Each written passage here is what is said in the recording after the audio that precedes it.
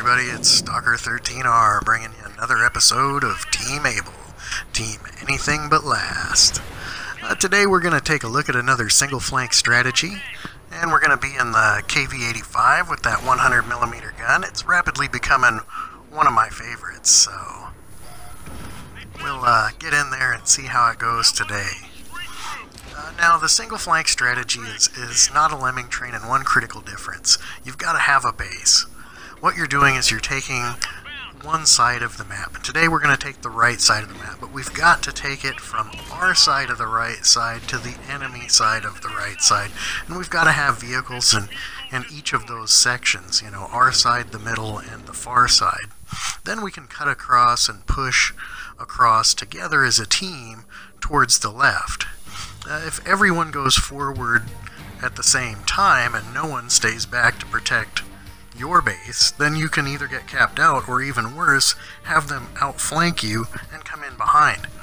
Then you're going to be dealing with targets that are shooting at you, and someone's always going to have your side armor, and you're going to be in such a tight pocket that you won't be able to get all of your guns online and going at one time, and your DPM will suffer.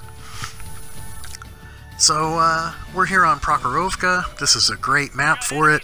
You know, there's a lot of people that like to go up on the hill, and, you know, I'm not saying that that's, you know, not warranted or not a good strategy, but all 15 of us are going to go down the 1-2 column.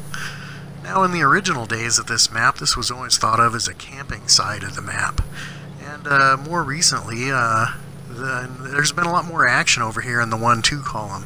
It's been a side where people are more likely to push, and today all 15 of us are gonna push that side. But we are gonna have a couple of people that are gonna be back covering our base to ensure that we don't get capped out and that we don't get outflanked and have people coming at us from behind and the front. So we're 45 seconds into the game. I'm gonna get that 100mm going. And we've got one kill there. I'm reloading, and we'll get another shot here, and there I'm on 2 kills at 1 minute into the game. Thanks for YOLOing in, guys. They did not expect a whole bunch of folks over here. They thought they were going to be able to move forward, get aggressive spotting positions, and rack up that spotting damage. Well, we're going to deny them that opportunity for today.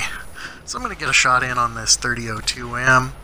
And we're going to start working. Now you can see that there are a few vehicles that are staying back to protect against that other flank, because they know if we're winning this side, we're going to lose that other side.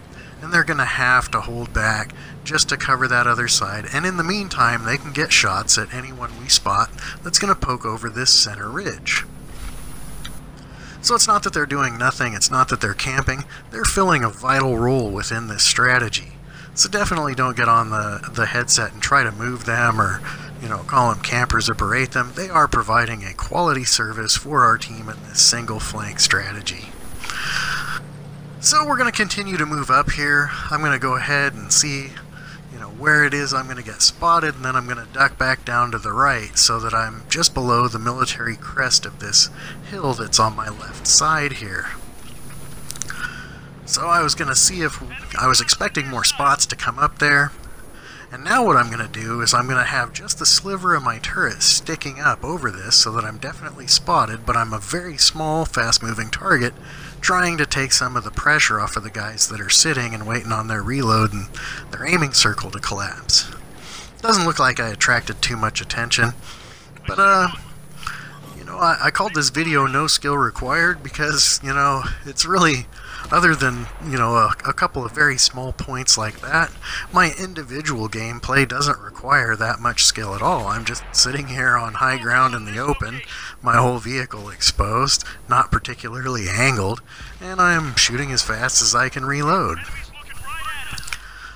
So again, you know, even though I'm going to end up with a good medal count on the end of this and a high kill count, you know, that's just how these games go. I could just as easily have ended up with 1 or 2 kills at the end of this and quite a bit of damage as I do at, you know, the number of kills that I end up getting. And if my vehicle was just a little bit faster, I could have got more. So having that vehicle speed, having the reload speed to keep that gun in the game, and still having a decent alpha damage is really the recipe for what makes these vehicles so successful on the battlefield. Now, as we move forward across this flank, I'm out of communication range and I can't see just how many people we have back near our base. And this is about the point in the game where I'm expecting a large clump of enemies to appear near our base that may cap us out.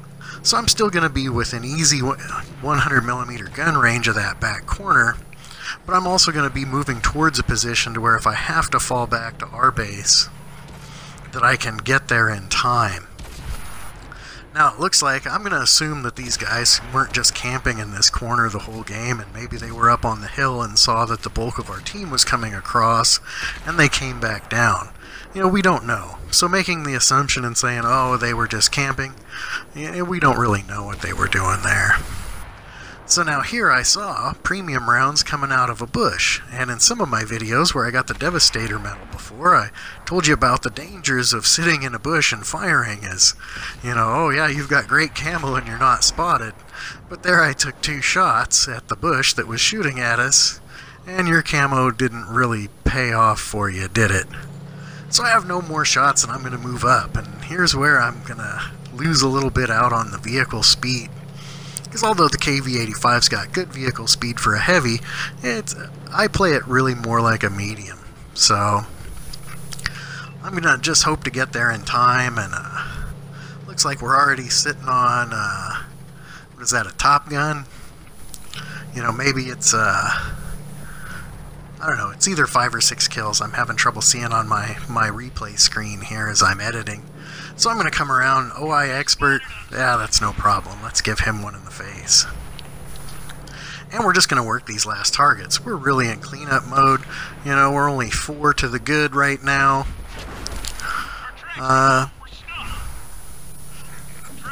We'll go ahead and take a hit, just so that I was fully aimed in there. And that's what I was doing. I knew that I had the health point pool that's late in the game. I wanted to get fully aimed in. I was hoping to bully this DW2, but again, I'm just not quite fast enough to get there in time. So, again, individual skill is a lot of it being used here. Not so much. We had a good strategy as a team, and we've executed that plan together, and we've had a great result because we were able to maximize our firepower on small portions of their team repeatedly throughout the process. All of us against a third of their team, all of us against another third of their team, and then all of us against the last third of their team. Meanwhile, we did have people that were back by our base protecting it so that we weren't outflanked and we didn't get capped out. So that's the single flank strategy, and it's that map positioning being more important than your individual skill being the showcase of my videos. So, you saw just a second ago there, as I was coming across that open field, I gave them a defend this position, hey, I'm the heavy tank, I'll go take care of that last guy for you. I wouldn't mind another Walter Radley medal, but, they decided they wanted that last minute damage too, so, I'll have to try that again another time and see if they fall for it then, huh? But alright, so we ended up, with a Devastator medal. It's a standard amount of damage that I expect to do in the KV-85, but I ended up with the kill count just because that's where my reload happened to land, is, I was finishing off those targets and putting those guns out of the game. It's not about kill stealing or, you're just in a giant pack and, everybody's shooting as fast as they can reload. So it's that map positioning and strategy. That key element being you have to maintain the base to protect against that flanking maneuver or them capping out and you're being on the far side of the map and not being able to get back in time. So, I wanted to get that KV-85 out again. Again, I ran the 122 on it in the past and it just didn't... I couldn't make that combination work well for me. So if, you like that derp gun and it's working well for you, then great, by all means play it. But if you're having a little bit of trouble with it, by all means, this has gone from one of my most hated vehicles to one of my favorite vehicles just by switching back down to that 100 and playing it as if it were a medium and not the heavy tank that it is. So I hope that'll give a little perspective on the single flank objective and give you something to look forward to in a KV-85 if you thought about having one. I'm Stalker13R, and hope you have a good game every game.